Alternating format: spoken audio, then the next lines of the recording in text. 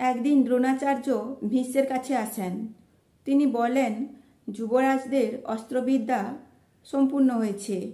ভীষ্ম চাইলে সকল যুবরাজ কে কেমন অস্ত্রবিদ্যায় পারদর্শী হয়েছেন যাচাই করে দেখতে পারেন।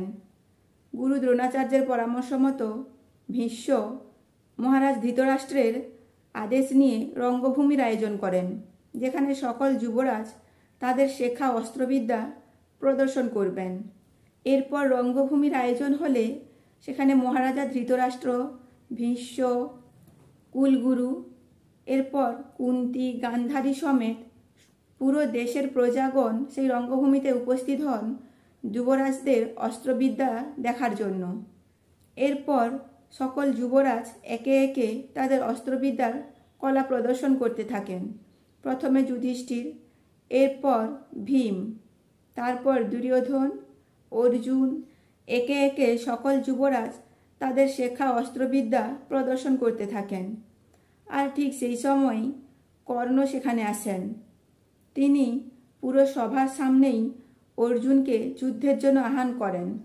তিনি বলেন তিনিও তার অস্ত্রবিদ্যা প্রদর্শন করতে চান অর্জুনের সাথে যুদ্ধ করে। তবে সেখানেই কুলগুরু কৃপাচার্য বলেন, যেহেতু এখানে রাজসভার যুবরাজদের অস্ত্রবিদ্যার প্রদর্শন চলছে, তো সেখানে কর্ণ কোন পরিচয়ে অর্জুনের সাথে যুদ্ধ করবেন? কর্ণ কি কোনো ক্ষত্রিয়?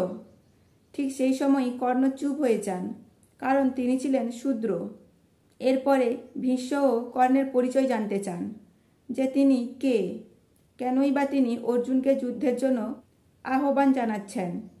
তবে কর্ণ তার পরিচয় দিতে কিছুটা কুণ্ঠিত বোধ করেন। এমন সময় দুর্যোধন কর্ণের কাছে আসেন। তিনি বলেন, যদি কর্ণের পরিচয়ের জন্যই কর্ণকে অর্জুনের সাথে যুদ্ধ করতে দেওয়া হবে না, তাহলে তিনি কর্ণকে অঙ্গদেশের রাজা হিসাবে ঘোষণা করবেন।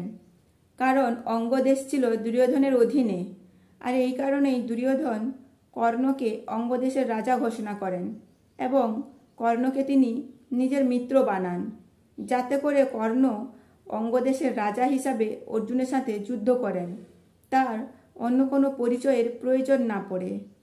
আর এভাবেই কর্ণ অঙ্গদেশের রাজা হয়েছিলেন এবং দুর্যোধনের মিত্রতা লাভ করেছিলেন। আর সেই ভরা সভাতেই কর্ণ অঙ্গীকার করেছিলেন যে তিনি সারা জীবনই দুর্যোধনের সেবায় নিজেকে নিয়োজিত করবেন। দুর্যোধন তার যেই মস্তকে রাজমুকুট পরিয়ে দিয়েছেন, সেই মস্তক তিনি দুর্যোধনের জন্যই কোনো সময়ে শিরচ্ছেদও করতে পারেন। অর্থাৎ কর্ণ বলতে চাইলেন বেঁচে থাকলেও তিনি দুর্যোধনের জন্যই বেঁচে থাকবেন, আর যদি তার জীবন দেওয়ারও প্রয়োজন হয়, তাও তিনি দুর্যোধনের জন্যই তার জীবন উৎসর্গ করবেন। যেহেতু দুর্যোধন কর্ণকে একটি নতুন পরিচয় দিয়েছেন, তাকে সুতপুত্রের তাচ্ছিল্য থেকে মুক্ত করেছেন, এই জন্যই কর্ণ তার আজীবন দুর্যোধনের জন্যই নিজেকে উৎসর্গ করেছেন।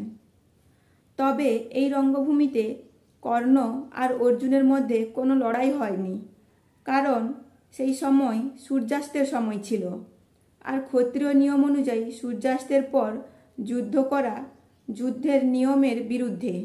আর এই কারণেই সেদিন রঙ্গভূমি সেখানেই সমাপ্তি হয়েছিল। কর্ণ আর অর্জুন পরস্পরের মুখোমুখি হয়েছিলেন কুরুক্ষেত্রের যুদ্ধে, কুরুক্ষেত্রের রঙ্গভূমিতে।